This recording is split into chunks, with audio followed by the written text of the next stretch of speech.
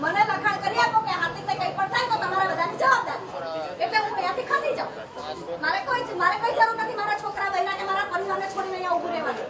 મને કોઈ શોખ નથી તો અહીંયા ઊભું રહેવાનો. કાલની હું રિક્વાયરમેન્ટ કરું સર મને કાલે હું એડમિટ હતી મારી બોટલ લઈને ઊભી આવી. મારે કશું નથી કરવું ખાલી મને ઓનલાઈન પર જોવા દો કે જેથી મને સંતોષ થાય. એટલે નવા સત્રમાં ગૌરવના સત્તા એક્સપેક્ટ થઈ ગયો